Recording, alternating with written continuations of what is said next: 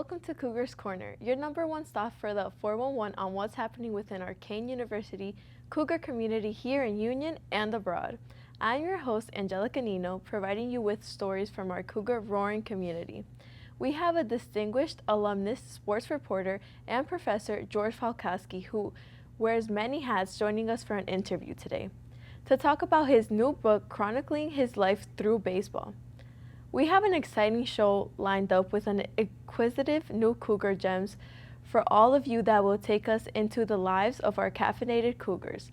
Let's kick it off with our first segment. Welcome back to Kane TV Crips. I'm Kirk, and today we have a special segment. We're gonna go see what Lauren is up to at her dorm. Let's go.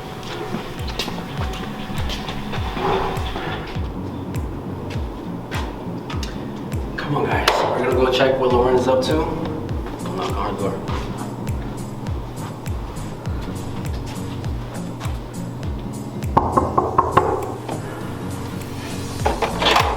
Hey! Hey, Lauren, how are you? Good, how are you? Come on in. Thank you.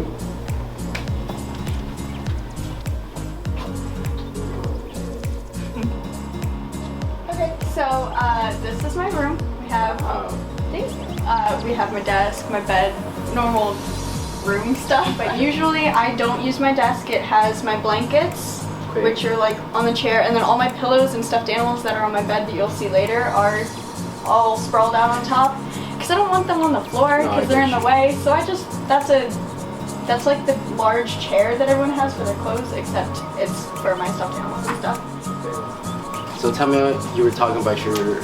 Yeah. Are these very sentimental to you? Do they belong to you? Do they come from home? Yes. So this is the oldest one. I've had him since I was like 7. I got this from my ex, but it's okay. That Winnie the Pooh is like 4 years old, and then this bear, I have the matching one with my sister, and we made friendship bracelets too. Oh, that's so cute. Yeah.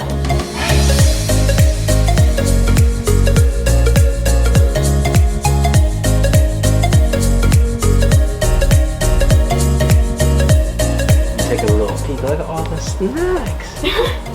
We might have to like take some later. Go for it. I have too much. That's for So a college if you want student. anything. Yeah. And other than that, I see that you have a nice little fridge, very convenient for like a college student. It's really nice to have there. It's the same one I have. If anybody's interested, it's one of the best ones. One of the best. If I had a freezer, it would be better. That is true. I agree. Okay. I forgot I had ketchup and mustard. Okay, so we have normal fridge contents. And, ma'am, Yes. what's this little project of yours? Yeah. Is it? What is it? Can you explain it? So that's an art project from last semester. It looked, okay, so originally it looked like this. Okay. We had to make a statue, I guess you could call it, out of found objects, so that's what she called them, since they're basically trash. And then someone in class, they were asking if it was supposed to represent anything, and I'm like, no, I just kind of stacked everything. So someone said it looked like a robot, and then I came back and did this. Then it was a little more fun to have around the room. It looks like it's like just the head of Wally, you know? I see it now. I didn't get it at first. I was like, where are you getting a robot? But I see it. I like it. Thank you.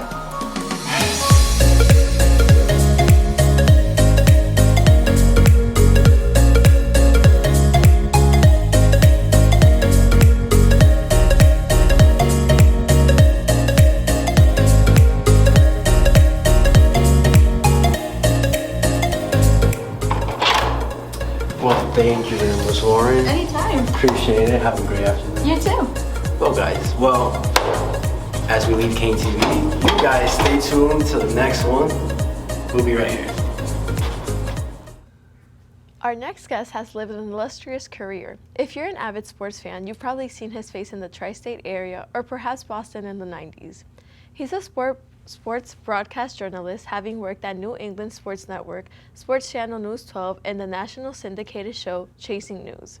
You could also find his sports vlogs on YouTube at Yo George TV. I can already hear that New York in that name already. Hey. With a classic broadcaster voice, you could find him in the halls of CAS here at Kane University in the School of Communication, Media, and Journalism. teaching public speaking, or training students how to become the next generation of on-air talents. If you're in the beautiful Skyland campus, he's teaching business communication. His new book, Meet Me at the Bat, chronicling the mid-1970s to the 1980s, is filled with personal short stories of all his memorable times at not only Yankee games, but experiences that happened before or after the games. Written from a passionate fan's point of view, this is one for all Yankee fans. Give it up for the four-time Emmy winner and distinguished alumnus, newly author, and Professor George Falkowski. Thank you for being here, Professor. Oh, thanks for having me. Meet What a build-up. Hope I don't let anybody down. It's pretty good. Meet Me at the Bat is the title of your new book. I know you have been covering sports for decades and bringing that experience into the classroom. What made this the right time for you to write this book, and what pushed you to do so? Well, I've had friends for a long time bugging me to do a book because I've been doing sports since whenever. And I kept thinking, the stories are fun, but how many people outside of my friends are going to care about, what I did at the Stanley Cup Finals or with the NBA or with the Nets or at Rutgers? I got good stories, but, I need a bigger audience. I need a bigger theme. And I was in the process of moving and found this big, thick, padded envelope. And my mom, who had thrown everything out valuable from when I was a kid, comic books, baseball cards, everything, she had stuffed all my old ticket stubs into this envelope. Now, today it's all on your phone or you print it home. Back in the day, the ticket stubs were the thing. And I saved them, and then my mom actually saved them for me. So I was going through them, and there was hockey and football and basketball and baseball. But I found all the Yankee ticket stubs. And I kept thinking, I remember that game, and I remember the person I was with at that game, and I remember what happened after that game. I'm like, that's the book. So it's 31 chapters based on 31 ticket stubs that I have in a big brown envelope at home. So. And after all these years, what made you keep these tickets? I know your mom kept them for you, but I also know that in the book there's a term, I believe, called rain check that you use. And can you explain more about that? Well, a ticket stub, the reason, in the old days you got a physical ticket, like you get a ticket, and when you walked in, they tear it in half and they give you half back, and that was called the rain check. And it's a baseball term that if the baseball game doesn't get legally completed, in other words, a baseball game, if the home team is winning, you have to play 4.5 innings. So the visiting team, the losing team, bats 5 times. And after that, it's a legal game. If the game is not completed, then you have the rain check, and you can go exchange it for another game. And that's why you save them, because in case the game was rained out. But it became a thing where you just kept them because it was just so cool to have your stubs of these famous games, World Series, playoffs, opening day, even some games that became famous for other reasons.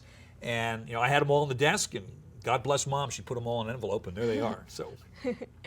And Meet Me at the Bat is a unique name. Can you tell me how you came up with it? Well, if any of you, and I know a lot of the students are younger and haven't been to the old Yankee Stadium, but the original stadium was renovated in 1973, and when it was reopened in 76, there was this big smokestack outside Gate 4, the main gate. And someone thought it looked like a big baseball bat, so they turned it into a giant baseball bat. They put Babe Ruth's signature on it. And if you were going to go to the game, I'm going to say, Angelica, let's go to the game tonight. I'll have to meet you there. Where do you want to meet? And you would say, Meet me at the Meet Bat. me at the Bat. And that became the go-to place. And the Bat's still there. The Bat is a couple of blocks south now at the old Metro North train station. But the Bat is there, and tens, hundreds of thousands of people have probably uttered those words, Meet me at the Bat. So that's where it comes from. And would you say things have drastically changed going to a game now versus back then? Things like the pricing, ticket system, food, and culture? Well, I mean, the food's the same. It's just more expensive. The culture is pretty much the same because it's baseball. A lot of the old timers are gone, which is sad. The old players that we grew up watching and stuff, that's tough. But the biggest thing that's changed is there's no more tickets. Almost no more tickets. You can't actually get a physical ticket. I think if you go to like a Phillies game, you can go to the ticket office and ask them to print you a hard ticket. But to me, it's art. Some of those tickets are absolute art, and they represent so much, and they're only about like 2.5, 3 inches after you tear them. But there's so many memories attached, and I think for a certain generation of us who've gone to the games, we miss the ticket stubs. They were pieces of art, a lot of memories attached to them, and I'm sure glad I saved a whole bunch of them. Yeah, and you said there were 31 short stories in Yes. your book. Is that all the tickets you had, or how did you pick and choose what memories and tickets to Oh, there's write about? hundreds of tickets for a lot of games. And the way I chose the games from, I began to put the stubs individually on Facebook just to say, I remember this game, and I remember when this happened, this crazy thing happened, or this happened after the game where I was with this person, or this girlfriend, or my best friend, or my dad. And I'm like, okay, if a ticket registers with me, and I remember specific things, and I'm pretty good at this stuff as far as having the sharp memory of those events, I said, that's how we'll do it. So I picked out the 31 best, and I just laid them out, and they're all in order, and meet me at the bat, and let's go to the games. And I think, honestly, the book is as much about the Yankees of that era, the World Series, the great players, as it is about the people I went with. And that's really what baseball is, or sports is. It's the people you share the event with, and the memories you make together, whether it's your parents, your girlfriend, your grandma, your date, whatever the deal is. It's the people. It's the event as much as it is. The ball game is just sort of the theme. It's the people and it's the memories that go with it that make it special. That's why I think even non-Yankee fans would enjoy this, because I think it just triggers a lot of good memories. And out of all the chapters, which one is your personal favorite, or one you would recommend for the viewers to definitely read? Oh, there's so many that are fun. I have one about my first girlfriend who, when you're 16 and you're in love, you think you're going to get married. But she didn't like sports very much. And I started giving up sporting events for her. Like, I skipped a World Series game. What, are you kidding me? I missed the Super Bowl because she's, you're going to come to church tonight? Okay. So I thought if I could get her to a Yankee game, she would just get it and see the joy and the excitement. And I didn't marry her, so I think you probably know how that one worked out. But that's one of them. I've got a great one about my dad. And for baseball historians, or you guys know any old Yankee fans, I have a chapter about the death of Thurman Munson, the great Yankees catcher who passed away in a plane accident. And I was at the game the next night. And it was the hardest chapter to write, but it was literally like going to a wake with 51,000 people at Yankee Stadium. It was crazy and very emotional. So there's a lot of fun, there's a lot of nostalgia, a lot of cute stuff and silly stuff, but there's also a couple of, a couple of those in there too. Can you tell us a little bit about giving back to the students and bringing your experience from being an award-winning sports reporter to teaching students how to tone their voice and the fright of being on camera? You're not scared of this, are you? No. Nah, she's doing great. See, it's working already. Look, somebody helped me. It was Stan Fischler. Any hockey fans out there would probably know Stan. He worked for years for MSG Network and Sports Channel, did Devils and Rangers and Islanders games. He's semi-retired now, but he's still active writing and he's still covering the game. And we're still friends 40 years later. And Stan gave me my start when I was a nobody. And if I can help any students sort of light the fire and learn the basics and learn some practical things that you might not learn in a textbook, I'm so happy to do that, because you know what? Someone did it for me, and now it's my turn to do it for you. And I am doing it for her. So. Yes, and I thank you so much for that. Easy. Thank you, Professor Falkowski, for being here with us. And you can order Meet Me at the Bat, which includes a foreword from hockey history and journalist Stan Fischler, on Amazon, or go to his website, yo-georgetv.com. Yo. So welcome back to Kobe Tries Coffee. Today we're going to try coffee from Cougar's Den. What's unique about this place is you can actually order on the Boost app. You could actually order it in class or on your way here. It's very convenient. Takes about 3 steps and you're done. So let's go ahead and order it. He was tired of drinking all these different drinks. It's time to pick one, let's see what Kobe thinks. Kobe tries coffee, Kobe tries coffee, Kobe tries coffee.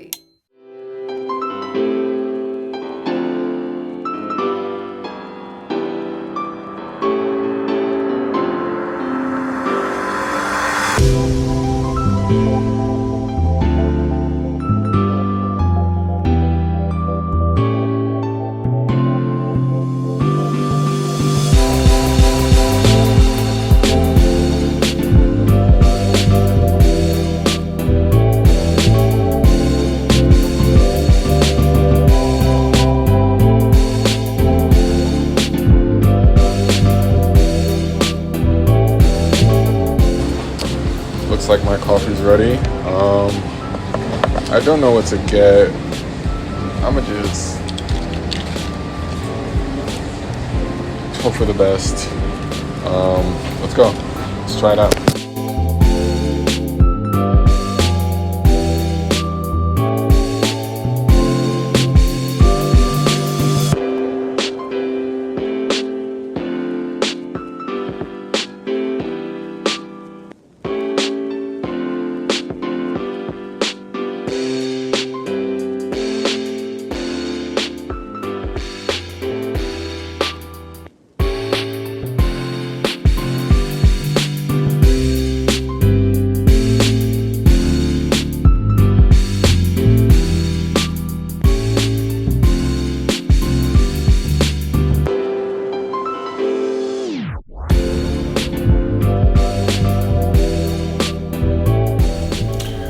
we are for the taste test. I promised myself I'll never try regular coffee again, ever again. But this one's a little different. We have 2 hazelnut creamers, so hopefully it helps me out. Let's try it out.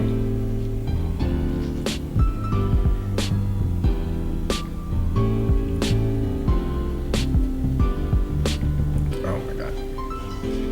Oh my god. It's not the best, but the creamer does help. It's better than regular coffee, but I probably would not get it again. But that does it for this episode. I'll see you next week.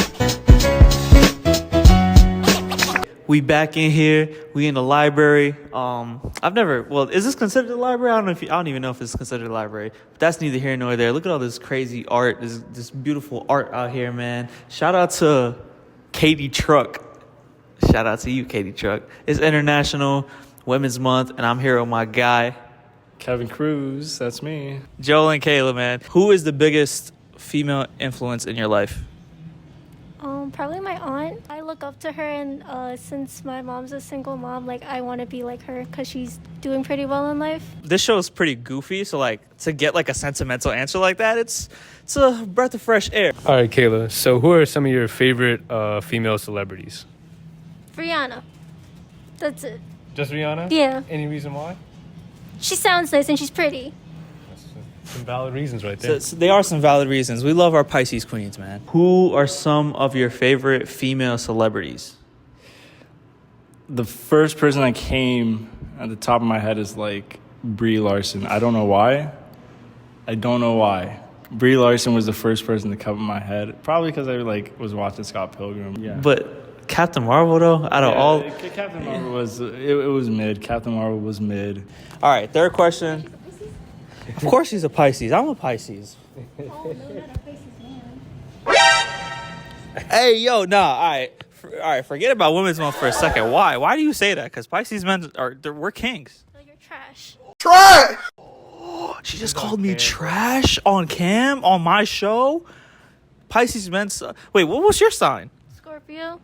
She's a Scorpio when she's talking. That's crazy. All right, my sister and my nephew are Scorpios, so you know that's not biased because I wouldn't say that about family. But anyways, This is real, man. All right. Welcome back to Taha on the Street, and my name is Kevin Cruz. I'm your host for today. And what's your name? Lori. Lori. Okay, so I'm going to ask you a few questions, if you don't mind, since it's in spirit of Women's History Month. So the first question is, who is the biggest female influence in your life? Maya Angelou and my mother, of course. Maya for her poems, and she's black also. So for me, that's a big power movement for me. For my mother, it's because she raised 5 daughters. 5 daughters. Yes. Not 1, not 2, 5. Who are your favorite female celebrities? All right, so for me, it's Solange, not Beyonce. I love Beyonce, but Solange has my heart. And Scissor with her emotional songs and everything. And so far, that's the only 2. Well, why do you hate Beyonce? I don't hate her. I love her sister more. But it's Beyonce. So? It's Beyonce. How do you... I'd rather take Solange than Beyonce. I love her, but no. excuse me. What is going on over here? Why are you recording him? I already interviewed you. Get out of here. Hey, tell me something. What you think about this beautiful, gorgeous woman right here? Oh, yeah. Yeah, you're pretty. Is that you supposed to be, or is that an actual Is it girl? like Because Word. Okay. So 10 out of 10. 10 out of 10? 10. You get an 8 out of 10. Because since I'm 8? I'd be oh, she's pretty. I'd want to talk to her. All right, guys. That was quite the day. Shout out to Taha for letting me co-host, What is... I feel like I've seen you around here before. Do you want some candy? Yo, are you serious, bro? Hey, man. Hey.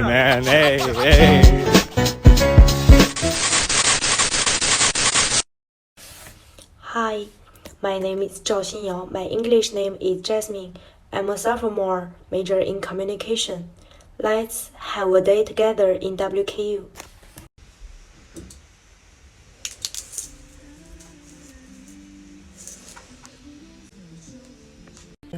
World companies and focus public attention leaves a sheer mark on human life and is responsible for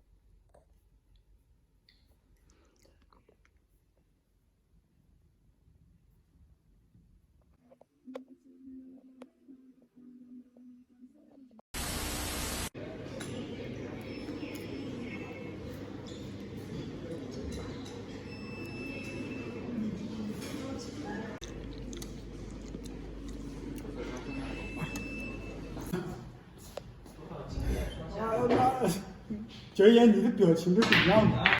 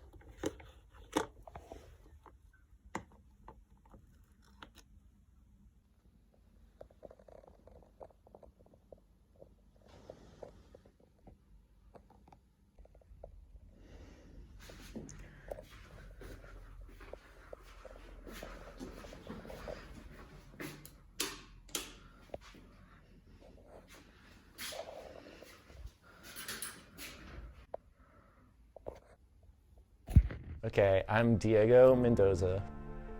I'm class of 2024, and I'm a communications, film, and media major. My first year was the pandemic year, nothing was in person, and I kind of wanted to make friends. I just wanted to be a part of something, and so on the Instagram or whatever, it's like, oh, come apply for Kane TV, and I was like, oh, I'll do it, and they instantly took a liking to me. I like the writing. I like being creative.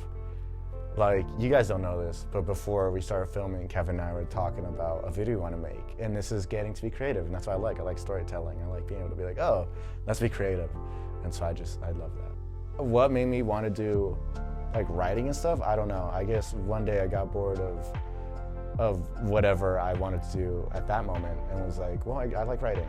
Writing was always something that never bored me. One video I look back on, I always think of videos I make, is this the best I could have done in this given moment? And if the answer is yes, then I tolerate it. But the one thing I look back on, I'm like, this is actually pretty funny. I really kind of like this. It's a video I made for TMZ Season 2, almost more than a year ago now. And it was called Pop-Tart Thief. It's just super ridiculous. It's shot in black and white. And it's just the most absurd thing, but that was the one I'm like, oh, I'm proud of this. And it was the first thing I was like, this is actually good. My original plan for the midday show was it to be, when I first thought of the idea, because we had a meeting one day and it's like, oh, I don't have TV show ideas. I just had an idea for just an hour-long special of a talk show. And it was gonna be just jam-packed and just super dense, thick writing, And then they're like, oh, make it a TV show. And so I stretched it out, which I kind of didn't like, but I did it. It is something I did. I think midday was very important for the club itself. We needed it to know that we're a team and not just a bunch of individuals. That's my favorite thing about midday. Stephen King, in Misery, writes about this game called Can You that he learned at a summer camp, a writing camp.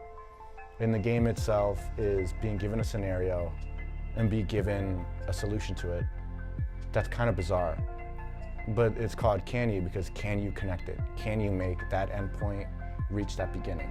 A lot of little bits of writing, the things that people get frustrated about continuity-wise and storytelling-wise is that they don't understand how it can connect. And if they make it connect, sometimes they don't connect it well. And sometimes they connect it in a way that doesn't make sense, and that causes bad writing, And so if you could find a way to make it connect, just play that game. Can you? Does this make sense? Can I fit the pieces in between it to make it coherent? And that's part of the challenge, part of the fun. And as for joining Kane TV, just do it. Out of fun people, I guess. Thank you, thank you so much for watching. This has been my talent profile. Jonathan Mercantini, Dean of the College of Liberal Arts, Kane University. I am getting to do 20 questions with students from Kane's communication program. Would you rather have a cat or dog? Cat. Would you rather say pork roll or a Taylor ham? I'm a Taylor ham person, but I will eat both. Would you rather wake up early or stay out late? I'm an early. 5 o'clock on the bike. Would you rather call or text? Text. A couple of exceptions. Would you rather go without shampoo for the rest of your life or toothpaste? My dad was a dentist. Shampoo.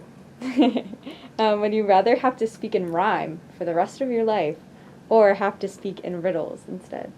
No, rhyme is fine. Would you rather be able to lose the ability to cry or cry every day for 20 minutes? No, cry every day. Would you rather be a professor or a student? I love being a professor. Being a student's great because you can learn lots of different stuff, and I would do things differently, but I'm not going to say I don't want to be a professor. And no tests, so that's good. And I know you're a Star Wars guy, so would you rather fight Darth Vader or Luke Skywalker? Oh, you have to fight Darth Vader.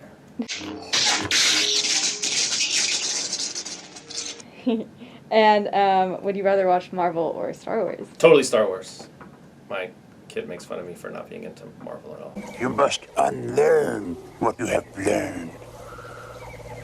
All right, I'll give it a try. No, try not. Do or do not. There is no try. Would you rather be a clone trooper or a droid trooper? Oh, clone trooper. And would you rather watch the Book of Boba Fett or Mandalorian? I've stopped watching the Book of Boba Fett because I was so annoyed by it, and I'm annoyed by the whole Boba Fett backstory, which we don't have time to get into, so Mandalorian. Would you rather watch prequels, sequels, or originals? Original. Gen X for the win, original trilogy. Would you, then these are back to kind of some random ones. Would you rather have a mullet or a perm? Mullet, party in the front. I mean, business in the front, party in the back. Would you rather have fortune or fame? Fortune. All right. Would you rather fight 100 duck-sized horses or one horse-sized duck? One horse-sized duck. Would you rather be trapped in an elevator for an hour or trapped with your least favorite person for an hour? Trapped in an elevator, I think. Would you rather lose the ability to lie or believe everything you've been told? I mean, I'm pretty trusting and I don't have to lie a lot, so I could manage either one. I guess you rather believe everything you've been told. You can account for that. Would you rather have to wear a tuxedo shirt every day for a month or have to wear a tutu? Tuxedo shirt. I apologize. Would you rather go a year without no eyelashes or without no eyebrows? And that's time. Let him finish this last question. I used to get, when I was a kid, get compliments on my eyelashes, so I have to keep the eyelashes. 20 questions with me, Dean Jonathan Mercantini, lots of Star Wars, anti-Marvel, and trying to make the world a better place. Thanks, everyone. What a showcase of culture, talent, curious hidden gems. Will Kobe ever find the right cup of joe? Stay tuned. What will Taha have up his sleeve in the weeks to come? Also cool digs and cribs, folks. What an insider looks for all our commuters out there. Be sure to stick around for our next round of 20 questions. Thank you for tuning into Cougar's Corner, a spotlight series, Kane University. I'm Angelica Nino. So long, Cougars.